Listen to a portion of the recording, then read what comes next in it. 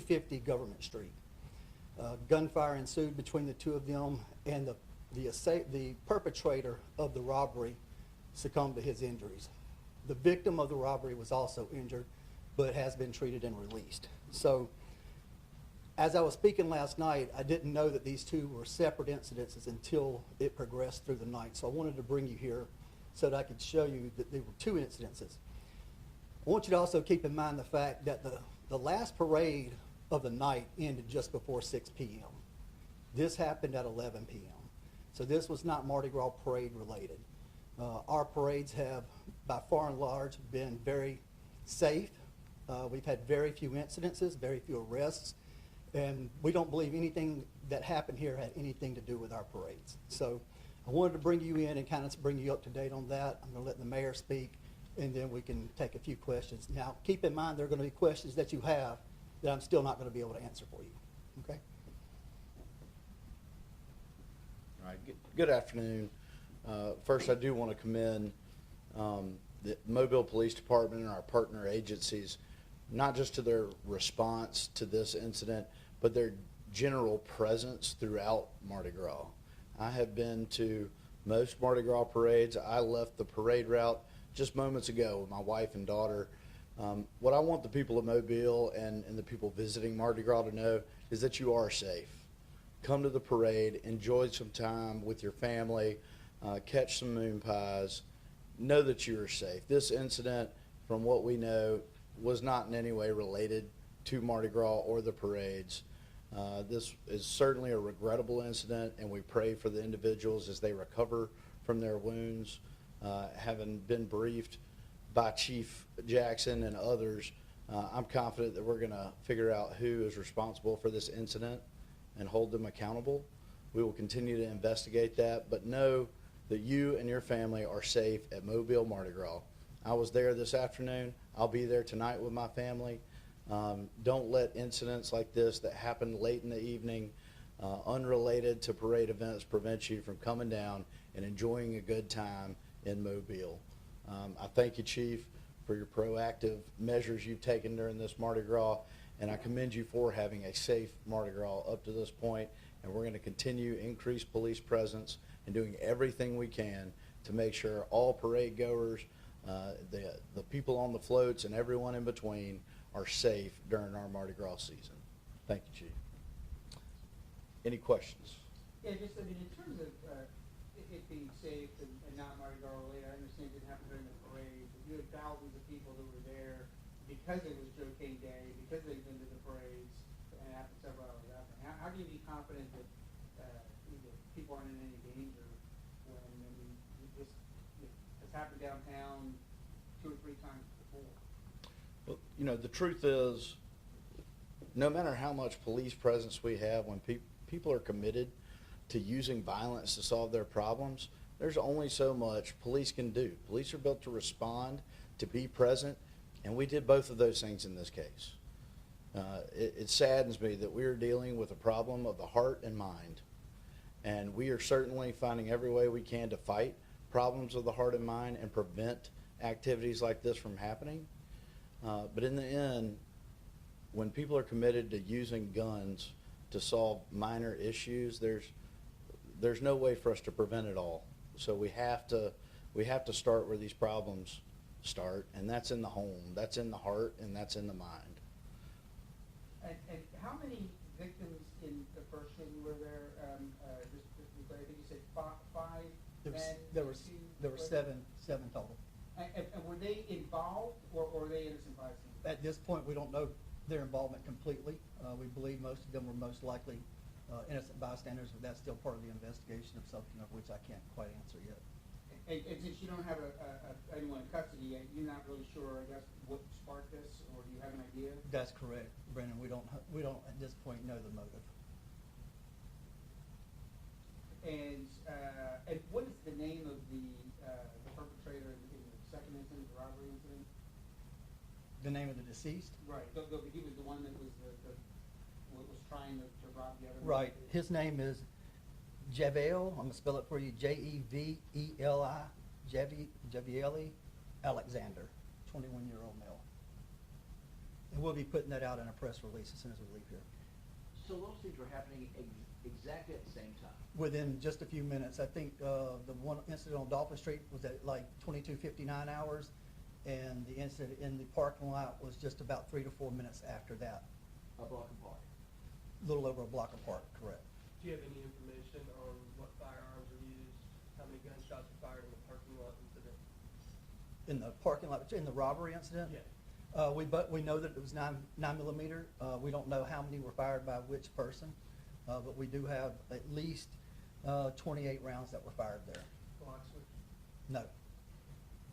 Someone, and this is just rumor, because you hear a lot, said that someone was struck by an automobile during that incident. Do you have any kind of confirmation on that, or is that just? That's still part of the active investigation that we're trying to get to. Okay. And there were Facebook videos of several fights in that general area, kind of in the time frame or earlier. I mean, is there any indication that was related in any way? I think there was one on Dolphin Street and then another one maybe on Government Street. To be honest, I haven't seen those videos. I'm not aware of them, so I don't know, but I do not think they had any relation to the incident. And to clarify, the parking lot incident, the victim, that's being treated as a self-defense? It is. It's already been talked with the DA's office, and it will go to a grand jury. And that was a total of 28, it was an exchange of that fire. Correct, but we don't know at this point who fired how many. And there's a lot of campers there. Some of those were struck, I said. Well, we know that at least 3 vehicles and a camper were struck. At this point, that's all we know that was struck unless someone else comes forward, because people were leaving that parking lot. But as of last night, when I left the scene just before 2 a.m., there was 3 vehicles and a camper. What do you do now that you haven't already done? Well, to be honest with you, Darwin, as the mayor spoke, I mean, we've been as proactive as you can be. You'll remember being last night still at 1:30 in the morning. We still had tons of resources down there. You can't turn your head and look somewhere without seeing blue lights, without seeing officers walking, without seeing officers on horseback. It goes back to what the mayor said. When someone has this kind of intention and it's in their heart to do something, it's very difficult to prevent. And on the first incident on Dolphin and Joachim, is it your belief that it was one single shooter, or was that an exchange of gunfire as well? That is what we don't know at this point. And Have any idea who the suspect is, the description, people that have seen him, and the public should be looking out for? No, we don't have a suspect at this time. We interviewed multiple witnesses last night. There's still more to be done. Obviously, the officers and the detectives that were there last night have additional parade assignments today. And so some of them are working through the case and some of them are working back on their assignments. So this is going to be fluid for days to come, but they're actively working all leads possible. If somebody's bringing their issue to a crowded downtown street, especially at Mardi Gras, what do you want them to know? Well, what we want them to know is don't bring your issues, don't bring your personal problems, don't try to settle it with weapons. If you have an altercation that you need help with, contact the police beforehand and let us help you. Bringing a weapon to Mardi Gras to solve a dispute over anything is never a good answer. It's not a good answer for the individuals involved or anyone around. Is it practical or possible that you could have some sort of a firearm ban during Mardi Gras or some other big public event? I mean, is there a way? I know it would be logistically difficult, we're talking about something that encompasses many blocks, but is that something that you all have talked about, to try and keep guns out, at least, when there's these public celebrations? Yes, in your question, you said it's not practical. When you have hundreds of thousands of people coming downtown, there's no way to know what each individual has or is carrying with them. could you offer any more clarity on the location of the shooting right there at the intersection? Was it in the intersection? Was it close? Was it further down Dolphin Street? Yeah, it wasn't directly in the intersection. It was probably 50, 100 feet down from the intersection. And do we know if those parties knew each other? Or No, at this point, we don't know any affiliations. We don't know what the relationships were. That's all still part of the fluid investigation. Was it west of that intersection or east? Of which intersection? Of Dolphin and Joachim? And Joachim. Just east. Okay, so it was down toward Demo Square a little bit. Not quite that far, but yes. And the robbery victim, do you know anything about him? Is that a local person, someone who would attend the parade? Yes, he is a local person. He had attended the parade and then went downtown to do some celebration himself. And that just appears to be just just a random kind of crime of opportunity and the guy just decided to jump in because he was there? Correct. At this time, it was a robbery that went bad. Were there witnesses to the actual robbery? Because that's a pretty public place at a very busy time for someone to actually make an attempt like that. Yeah. We interviewed multiple witnesses there last night and took multiple statements, but there's still more witnesses to locate. You spoke about feeling safe with the parades downtown. What about feeling safe, people that want to go out afterwards? Well, as I said, you had at least 45 to 50 officers in that entertainment district alone. Just 13 had just been moved to the actual area where the shooting occurred. So short of having 45, 50 officers there, you pretty much covering every square inch of that area. So like the mayor said, when somebody has that intent, it's still impossible almost to prevent. And that was the same situation with the two New Year's shootings. That's correct. Back to back, you know, I mean, given that, I mean, is there a solution to this, or is this just sort of the price of modern society and where we are, that we have to just live with it? You know, if I may, Chief. Yes, sir. The random gun violence that, you know, seems to be linked in some cases to certain groups, you know, we have no evidence at this time that this was gang related, but there certainly seems to be a larger group of people in America that are willing to reach for a gun to solve their issues, when frankly that is not required. I think we are dealing as a society with problems of the heart and mind that start in the home. And when I look at things like our Safer Communities Task Force, this is exactly what we seek to attack. We seek to find ways to prevent the situations that lead to gun violence, to prevent the thought processes that lead to gun violence. That is truly the only way to prevent this. Police presence was there last night. It will be there tonight. It will be there during the day tomorrow. We will be there ready to respond and ready to protect. But in the end, when you're dealing with a problem of the heart and mind, I'm not sure there ever is a way to prevent it all. But I promise you that as a Safer Communities Task Force, as the Mobile Police Department, as your mayor, we are going to do absolutely everything we can to do just that, to prevent these incidents by preventing the thought processes and the circumstances that lead to them. At some point, someone probably will be arrested for this. I know you guys have really gotten pretty determined to make sure punishment is meted out for very dangerous crimes like this, not to minimize any other crime. But have you all talked to the DA's office yet, or is it too soon because you don't have a named suspect right now? We have talked to the DA's office on the robbery that happened. That's why that's going to be a grand jury case. But I can assure you, District Attorney Keith Blackwood has shown that he will aggressively prosecute these kind of cases. So I would expect nothing less from him once we are able to develop a suspect and make an arrest.